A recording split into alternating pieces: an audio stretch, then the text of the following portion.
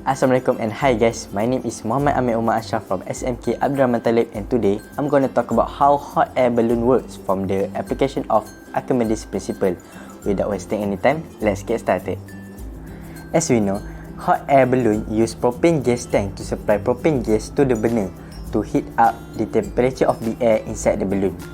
When the temperature of the air inside the balloon is higher than the air outside of the balloon, the density of the hot air become less than the density of cold air outside of the balloon. This will force the balloon to rises upwards and pull up the gondola under the balloon to bring up the passengers. Now, let's talk about how people control the movement of the hot air balloon. The main point of this part is the relationship between buoyant force and the total weight of the mechanism of the hot air balloon.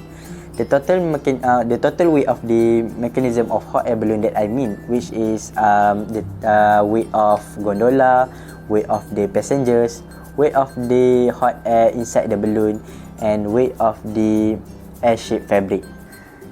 To make sure the hot air balloon rises upward, we must make sure the buoyant force is greater than the total weight of the mechanism of the hot air balloon. By doing this, we can turn up the heat of the burner and increase the increase the temperature of the air inside the balloon, and this will cause the density of the hot air become lighter than the density of the cold air outside, and this will cause the hot air balloon rises upward and bringing up the passengers. Meanwhile, to make sure the hot air balloon move downward, we can slowly turn down the heat of the burner and decrease the temperature of the hot air inside the balloon. By doing this, we must make sure the professional one do this action, because it will cause the hot air balloon fall with the high velocity that can harm the passengers.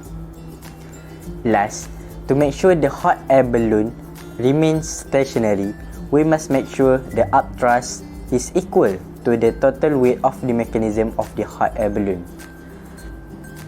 The last part of this video, I'm going to talk about what is the best time to use the hot air balloon. For my opinion, the best time to use the hot air balloon is when the sunset or the sunrise. This is because the temperature of the heat from the sunlight is not cannot reach the earth completely at this time. Compared to the noon, the temperature of the air is higher than the temperature of air at sunrise or sunset. This will make us to use the hot air balloons easier. That's all from me. Thank you.